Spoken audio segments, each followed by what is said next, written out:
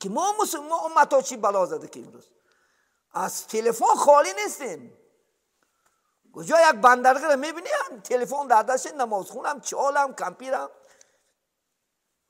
ندونم لباف دارن، چالم لباف دارن، میدونم اقلا سلامش میتی نمیگیره. توبم از سلام میگذاری کلش نمیگیره. چی گذشته با پیش من چیشیده ساده.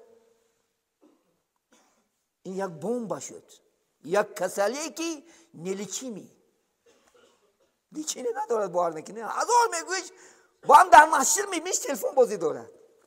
در کعبه بینه، در کعبه رفت از خانه خدا بدبخت موزیک گوش کشیده است.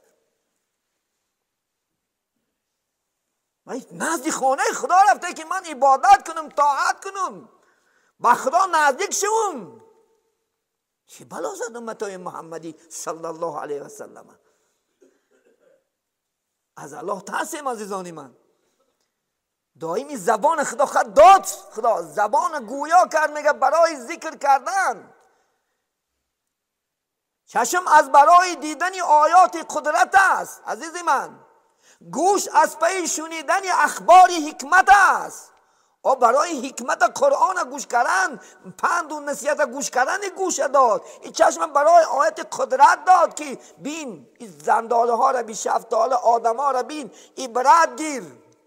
یک بیمار را بی خدا خواهد به خود بیا، یک ناگیران را بی دعا که پروردگار خیلیت ناگیرانم نکردی، یک چشم کور نکردی، بیزه بی خود تا بین نگه شکرانه کن. قدرت خدا را بین به یاد بیار انشاءالله. خدا خیر. این دل خدا داد برای ذکر کردن. این دل میدانیم مقامی چی است؟ ایمان جایگیریش در دل است. دل ایمان چی است؟ ظرفش است. همینجا قرار میگه این دل خدا خواهد تازه کن و در این دل داید که ایمان قرار گیرد عزیزی من. یک شاعر گفته است در دل چو کجیست روی بر خاک چی سود، چون زهر بر دل رسد فریاد چی سود. تو ظاهری خود به جامه آراسته ای، دلهای پلید تو جامه پاک چی سود. انین طوری کرد